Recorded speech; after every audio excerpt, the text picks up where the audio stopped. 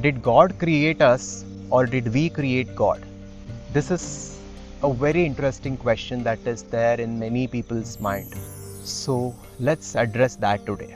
Let's understand, is God a dimension which is the foundation for all, or is God just a concept or a construct of human mind? Now there are many perspectives here, but here in our channel we explore the Vedantic perspective, which is the deepest and the most direct exploration of what reality is and who we are in our essence that I have ever come across in my life. And this has become my journey, just understanding and sharing the wisdom of Vedanta.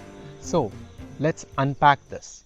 Of course, there is one God that we have created. There is a concept, there are books that every religion holds on to and says this is the word of God and my God is the only God, right? There is no other God because my God is ultimate. This is a concept. I was going through a study or a statistic which said there are around 3000 to 3500 religions that are in the world. I'm not exactly sure of this number, it's been a while, but there are thousands and thousands of religions across the world. And every religion has its own explanation of God and has its own concept of God. And almost each of them say that only my God is the right God. Do you see the logical fallacy here? How can thousands and thousands of gods be the only gods? This sort of limited perspective is because of the human nature. We tend to hold on to something. We create an identity for anything and everything. If you own a car, you become a car owner. That is your identity. If you follow a particular religion, that becomes your identity. Even God has become our identity. And this is the God that was made by human beings. It is a concept. It is simply a thought form. But that is not what we will discuss today.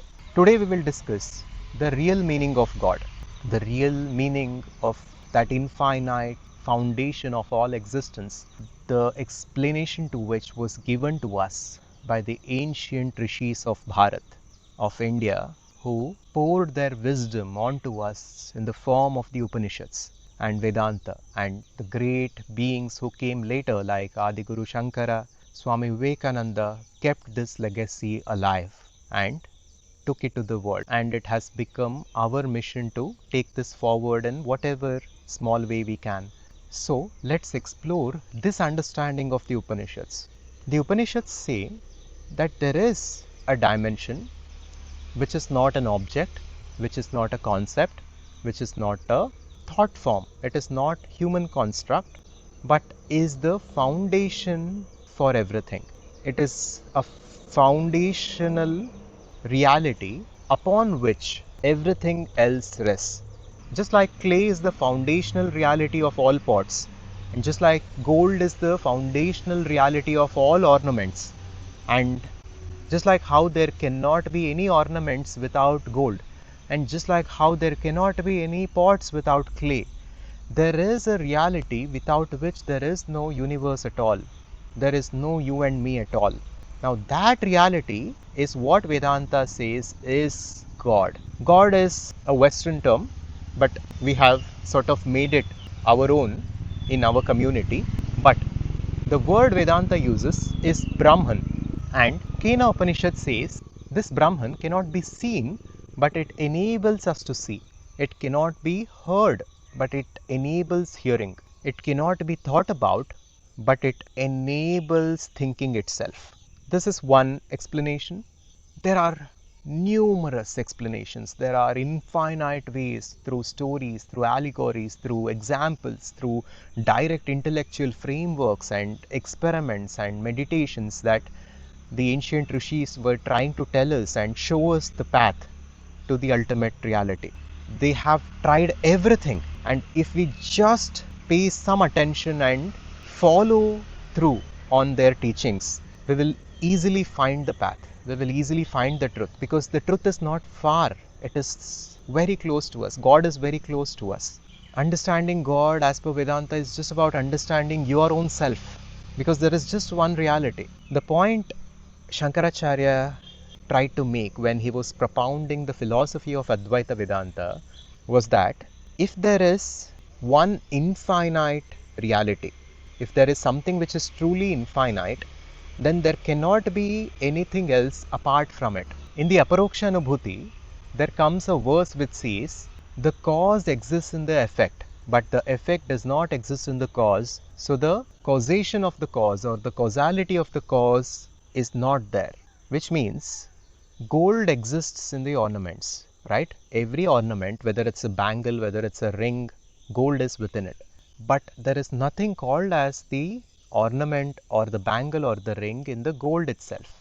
From a higher perspective, there is technically nothing called as the ornament. It is just gold itself that the human mind calls an ornament, because the human mind is conditioned by Maya. It is conditioned by the parameters of time, space, and causality. Whenever we see something, we put it and we see it through the framework of Maya, through the framework and through the limitation of time, space, and causality. So this is why we see everything with a limitation. Even when the concept of God comes, we say, if God created the universe, who created God? Or where was God before the universe itself? So before, after, all of these terms are rooted in time, but God is beyond time. And what is beyond time, our mind cannot directly get to. So we need to transcend the mind if we have to truly understand what God is as per Vedanta. Now, if there is such a God which is truly infinite, which is the foundation of existence, is it just theoretical?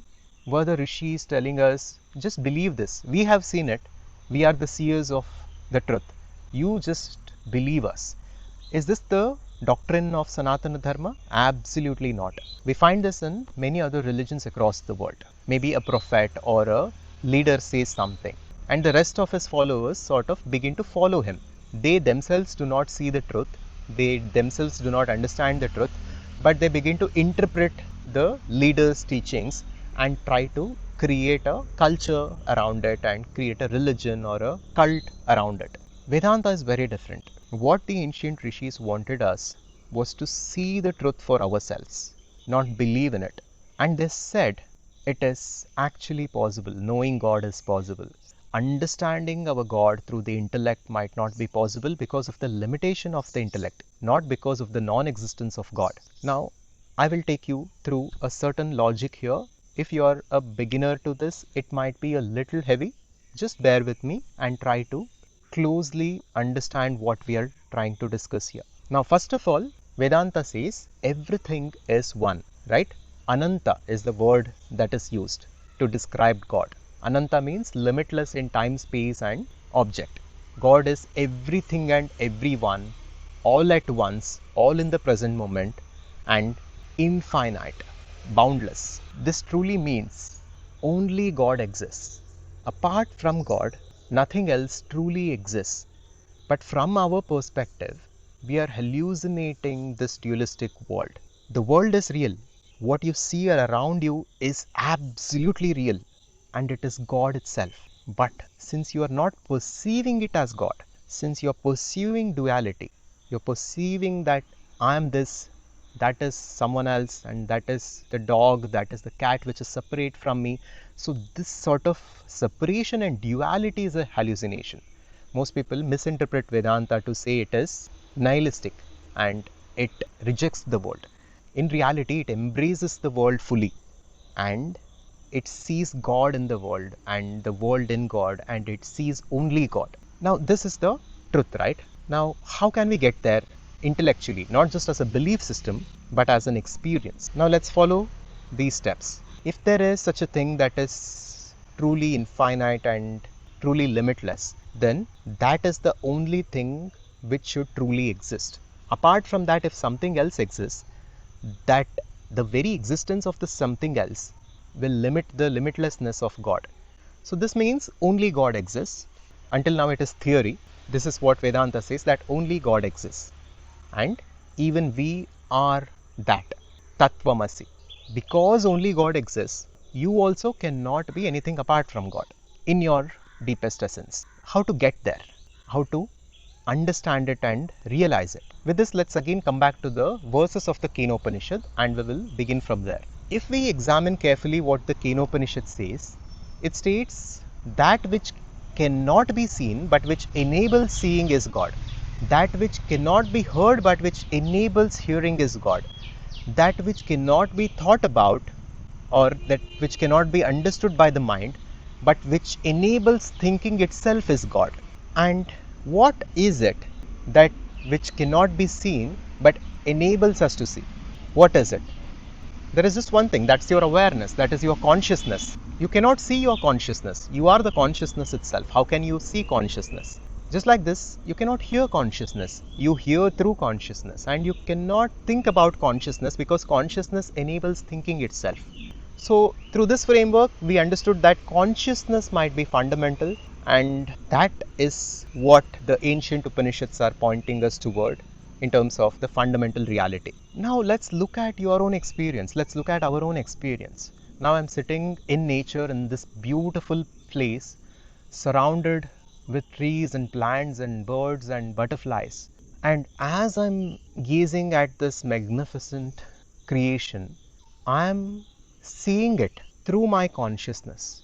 I'm seeing it in my consciousness. And everything, all of this is happening in consciousness itself, in my awareness itself. So, in one way, consciousness is the medium through which I'm experiencing the world. Ultimately, there is no medium also, there is no difference also. But from our perspective, currently, since we are identified with the ego and we are limited, so we can understand it in this way.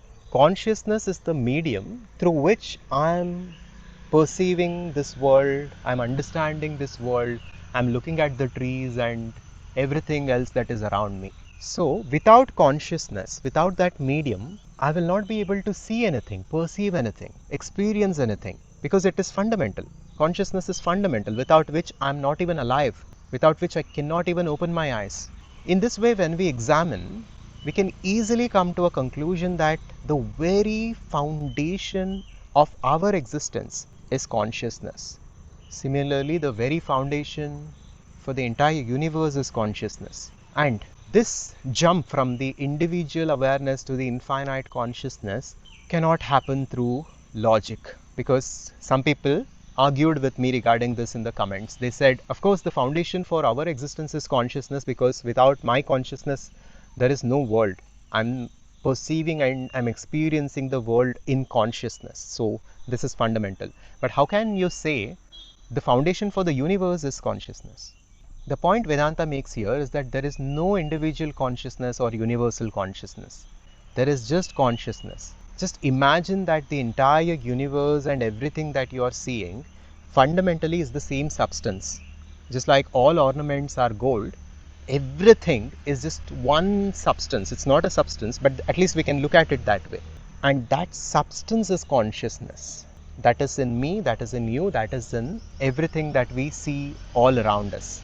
And we have identified ourselves with a limited portion of it, and we believe that we are this limited portion. And from this limited perspective, we are looking at the world and we are saying that is different and this is different.